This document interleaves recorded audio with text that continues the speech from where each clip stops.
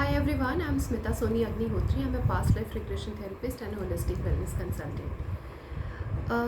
मैं अभी जो अपनी केस स्टडी शेयर कर रही हूँ, आप में से बहुत सारे लोगों का प्यार मिल रहा है, मैसेजेस आ रहे हैं और आप और भी केस स्टडीज सुनना चाहते हैं। आज जो केस स्टडी मैं आपसे शेयर करने वाली हूँ, ये फॉरगिवनेस की इम्पोर्टेंस को बताती है। फॉरगिवनेस क्यों इम्पॉर्टेंट है हमारे लिए? बहुत बार ऐसा होता है या अक्सर ही ऐसा होता है कि हम सोचते हैं कि किसी अगले इंसान को माफ़ करने से मेरा क्या फ़ायदा होने वाला है। हम सोचते हैं अगर उसे हमने माफ़ कर दिया और उसने जो हमें तकलीफ़ दी है, फिर उसका बैलेंस कैसे होगा। और भी बहुत सारे सवाल से हम अंदर ही अंदर जूझते रहते हैं कि माफ़ क्यों करना है, उसने तो गलती की है एंड ऑल दोज स्टफ्स। आज मैं आप लोगों को बताने वाली हूँ कि गलती किसी ने भी की हो, फॉरगिवनेस इज़ इम्पॉर्टेंट क्योंकि वो आपको फ्री करती है। एक केस स्टडी आपसे शेयर करती हूँ, उसके डिटेल्स।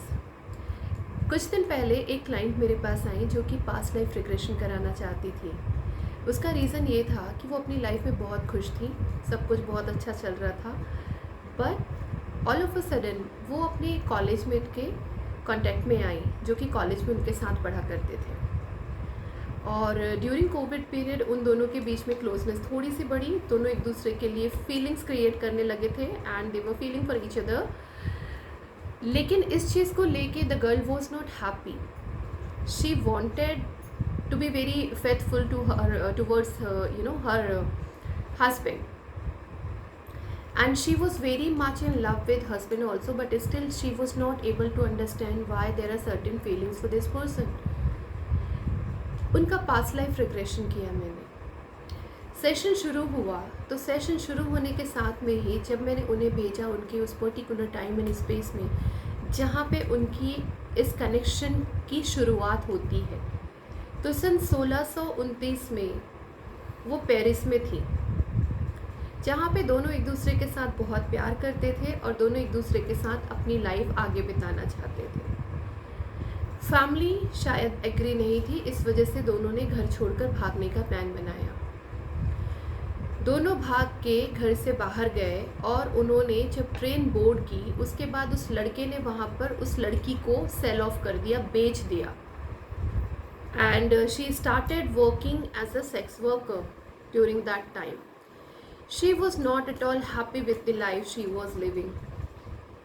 और अपनी इस लाइफ में जितनी बार उन्हें तकलीफ़ हुई, हर बार उन्होंने उस इंसान को कर्ज किया कि मेरी लाइफ में तुम्हारी वजह से इतनी तकलीफ़ है, वो तकलीफ़ तुम्हें मिलनी चाहिए, और वो उसे कभी माफ़ नहीं कर पाई।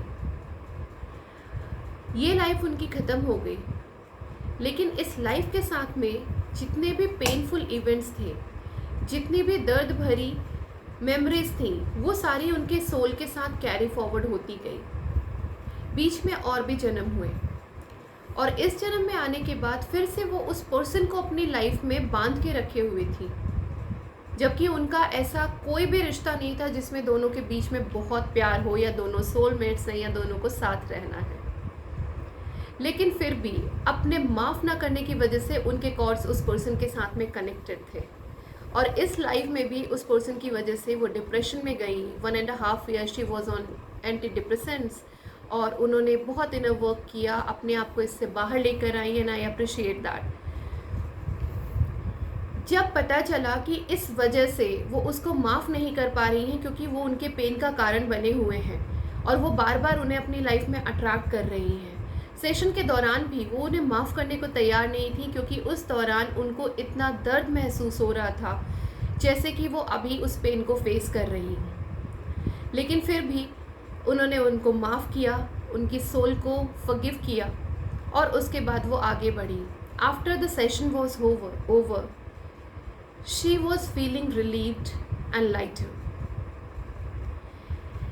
माफ़ करने से हमें हमारे अंदर चेंजेस मिलते हैं। माफ़ करना हमें दूसरों के लिए नहीं, अपने लिए ज़रूरी है। और सबसे बड़ी बात, फॉरगिवनेस आपको अनवांटेड रिश्तों से, अनवांटेड एनर्जी से और अनवांटेड कर्मा से रिलीज़ करती है। अगर आपकी लाइफ में भी कोई भी ऐसा पर्सन है जिसे आप माफ़ नहीं कर पा रहे हैं, तो उसे अभी माफ़ करिए। अदरवाइज़ ये फीलिंग्स, ये हर्ट, ये पेन नेक्स्ट लाइफ में कैरी फॉरवर्ड होगा और आप फिर से अनवांटेड रिश्तों में फंसेंगे। पास्ट लाइफ रिग्रेशन के बारे में और जानकारी पाने के लिए आप मेरे नंबर पे मुझसे संपर्क कर सकते हैं या मुझे मेल कर सकते हैं। Thank you.